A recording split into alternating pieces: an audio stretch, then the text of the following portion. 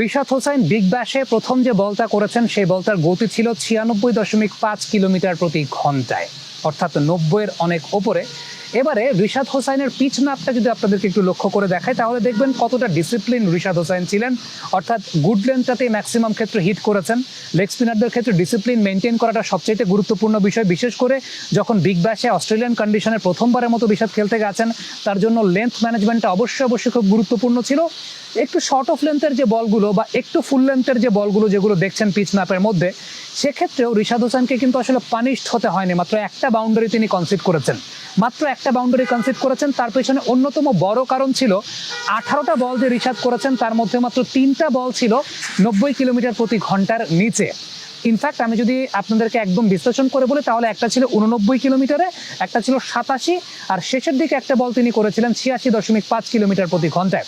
Otherwise প্রত্যেকটা বলই কিন্তু রিশাদ করেছেন 90 কিলোমিটার প্রতি ঘন্টার উপরে, যেটা মূলত তার লেন যখন একটু ছোট হয়েছে বা একটু সামনের দিকে হয়েছে সেই জায়গাটাতেও তাকে প্রহারের শিকার হতে হয় নাই।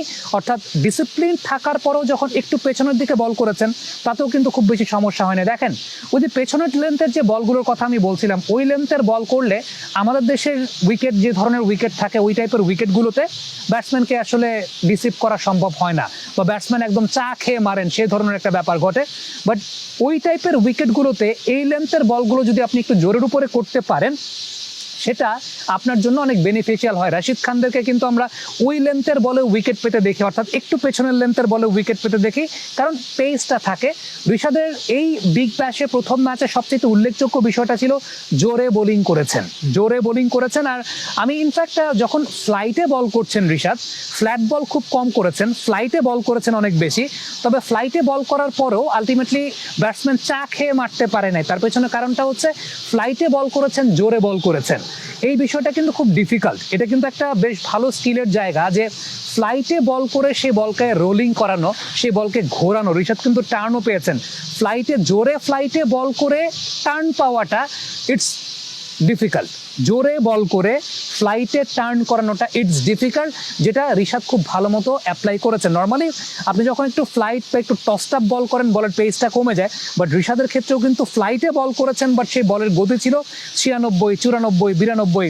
So it was really fascinating too. সেই সঙ্গে আরেকটা বিষয় বলবো, স্যাম কনস্টান্সকে দেখছিলাম একটা বলে, খুব সম্ভবত রিশাদের সেটা ব্যক্তিগত দ্বিতীয় ওভার ছিল, যখন রিভার্স সুইপের অ্যাটেম্পটে গেছেন রিশাদ কিন্তু লাইনেও পরিবর্তন করেছেন, মিডল লেগ মানে ব্যাটসম্যানকে ফলো করেছেন। সো অস্ট্রেলিয়ান কন্ডিশনে প্রথমত একটা বিষয় তো অবশ্যই ছিল চ্যালেঞ্জের, যে রিশাদ আসলে কোন পেসে বোলিং করেন। রিশাদ কনসিস্টেন্টলি 90 কিলোমিটার প্রতি ঘন্টার উপরে বোলিং করে গেছেন। দ্বিতীয়ত যে বিষয়টা ছিল সেটা হচ্ছে লেন্থ ম্যানেজমেন্টটা কেমন থাকে, লাইন ম্যানেজমেন্ট কেমন থাকে। কারণ অস্ট্রেলিয়ান কন্ডিশনে আসলে বোলারের বুঝে ওঠাটা একটু ডিফিকাল্ট হয়ে যায় যে আসলে কোন লেন্থে বোলিং করবেন। রিশাদকে কিন্তু বেশ ভালো ডিসিপ্লিন লেন্থে বোলিং করতে দেখা গেছে। কন্ট্রোলটা বেশ ভালো ছিল। টার্ন পেয়েছেন জোরের সঙ্গে টার্ন পাওয়াটা, আবারও বলবো জোরের সঙ্গে টার্ন পাওয়াটা, এই ব্যাপারটাই রিশাদকে আলাদা করেছে। এবং সত্যিকারের অর্থে গত 6-7 মাস আগেও রিশাদ যখন ভালো বোলিং করতেন, আমরা যখন প্রেজ করতাম, অনেকেই এসে কমেন্ট বক্সে লিখতেন যে ভালো টিমের সঙ্গে কেমন করছে, ভালো উইকেটে রিশাদ কেমন করছে, শুধু মিরপুরের উইকেটেই রিশাদ হয়তো বা চলেন বা এরকম কথাবার্তা। বাট এই যে রিশাদের একটা ইমপ্রুভমেন্টের জায়গা, যে জোরে বোলিং করতে পারার এবিলিটি এবং জোরের সঙ্গে টার্ন করানোর যে এবিলিটির জায়গাটা, এটাই মনে হয় রিশাদকে বিশ্বসেরাদের কাতারে এই মুহূর্তে নিয়ে এসেছে। বিগ ব্যাশে খেলছেন, বিগ ব্যাশের ওইরকম একটা কন্ডিশনেও মাত্র একটা বাউন্ডারি কনসিড করেছেন। So full credit goes to Rishad. এবং আমার কাছে মনে হয় যে এটা তার জন্য একটা অনেক বড় লার্নিং এক্সপিরিয়েন্স, অস্ট্রেলিয়ান কন্ডিশনে কিভাবে বোলিং করতে হয়। এই বিষয়টাও বুঝলেন যে অস্ট্রেলিয়ান কন্ডিশন, আমাদের দেশের কন্ডিশনে যে বলতে হয়তো বা খারাপ বল, অস্ট্রেলিয়ান কন্ডিশন আপনি যদি প্রপারলি সেটাকে ব্যবহার করতে পারেন, ওই লেন্থের বলটাও ভালো বল হয়ে যায়। কমেন্ট বক্সে আপনাদের মন্তব্য, মতামত